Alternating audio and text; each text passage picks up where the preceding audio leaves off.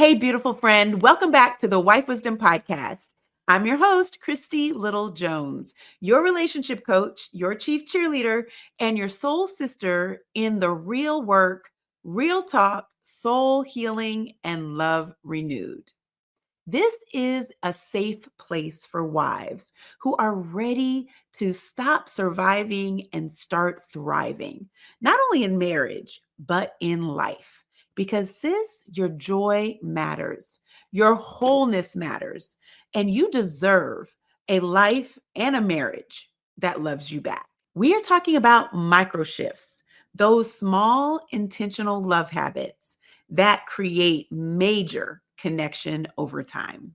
If you feel like you and your spouse are drifting apart, like there's nothing really big that's wrong, it just feels like you may be a little off. Well, then this episode is for you. Let's get into it. We've been taught to believe in our relationships that if something big is wrong, then it needs a really big solution. Mostly we respond in situations like that with, we really need to have a conversation, or we really need to have a deep talk, or we need to go to counseling, or we need therapy, or we need a retreat, we need a conference. You know the story. And listen, I am all for those things because sometimes they really are necessary. But more often, it's really the little things that we do daily that bring that emotional connection back. Just like compound interest grows in your bank account, microshifts compound to grow your emotional connection. So, what is a microshift? A microshift is a small intentional change in the way you show up in your marriage. Here's some examples. Instead of saying, "You never listen to me," try saying, "Can I share something?" and have your full attention for the next 5 minutes. Instead of going to bed angry, leave a little sticky on his pillow that says, "I'm still a little frustrated, but I love you. Let's talk tomorrow." Instead of him waiting to reach out to you, when he walks through the door at the end of the day, go to him, give him a long hug, even if you're tired. And sis, none of these take more than a minute to do. But when they are done consistently, they create emotional safety. And emotional safety is where intimacy and trust grow. So I want to tell you a quick story about one of my coaching clients. We'll call her Jessie. So Jessie came to me. She was very distant from her husband. She said nothing was really wrong, but marriage was just blah. And she didn't know what to do. She didn't really know where to start. And I told her initially, well, let's just start small. But I had given her two different kind of assignments or exercises, and one of them seemed to work pretty well for most of my clients who are coaching clients who find themselves in marriages or in relationships where they're very distant. There may be a breach of trust. There may be a lack of intimacy or an emotional connection. And so one of the things that I have them do is write down on a 3x5 card, or both get a 3x5 card, those index cards that we used to use when we were in school. But I kind of explain to them first how marriage was created. So God created marriage for man and woman, right? So they wouldn't be alone. And in the process, he said in his word, he said, "Husbands, love your wives." And then he said, "Wives, respect your husbands." Now, I don't know about you, but I'm always trying to love my husband, right? But we already have the direction to respect our husbands. And one of the things I found in my coaching is that when there's a lot of friction between a husband and a wife, oftentimes it's because the wife does not feel loved and the husband does not feel respected. So it's interesting because husbands often want to respect their wives and really kind of sometimes miss the mark in loving them the way that they define love. And wives oftentimes want to love their husbands, but really miss the mark on understanding what respect really looks like to them. And that is actually one of the biggest secrets or the biggest breakdowns in marriage when there is conflict, when there's friction, when there is disconnection, emotional disconnection, misunderstanding. It's because the husband's trying to respect the wife when he should be loving her, and the wife is trying to love the husband when she should be respecting him. So they get this 3x5 card, and on the 3x5 card, the wife will ask her husband, "Can you write down 3 ways that I can respect you more?" Right? And then the husband writes down 3 or asks the wife, "Can you give me 3 ways on the index card, 3 ways that I can love you more or I can love you better?" Right? So then they write these down and then they exchange the 3x5 cards. And when they exchange the 3x5 cards, their assignment is to do one of those 3 things every single day for the next 7 days. And what's interesting is it's so simple. It's so small, but it creates more connection, more conversation, more engagement between the two than it had been previously. So taking small intentional steps, even something as simple as that, can make a huge major shift towards big connection. Another example that I gave Jessie was to ask her husband when he walked in the door, "What was the best part of your day?"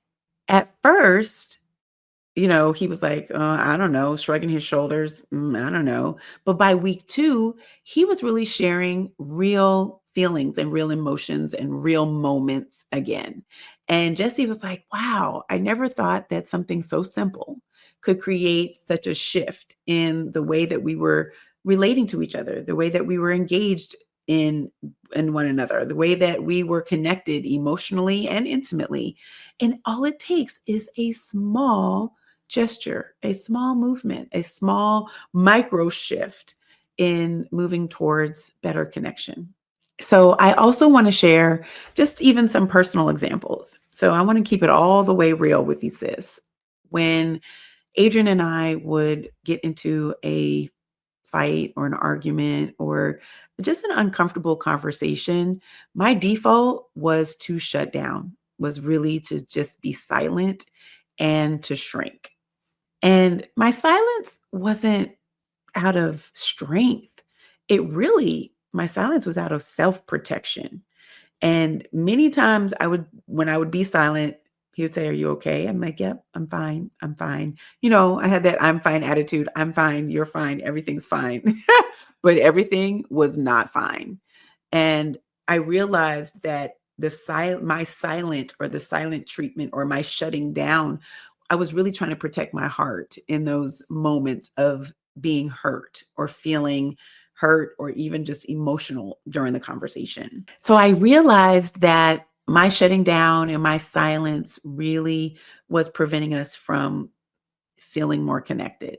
So I tried a new approach, and I started to say things like, "This is really hard for me to talk about," or "I don't really want to talk about this.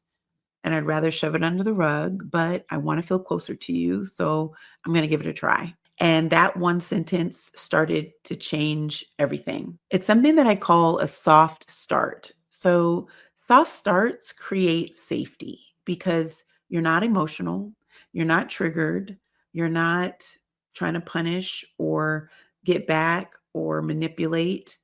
It really is a coming from a place of sincerity and truth and authenticity and vulnerability. So soft starts create safety, and safety builds trust, and trust rebuilds love.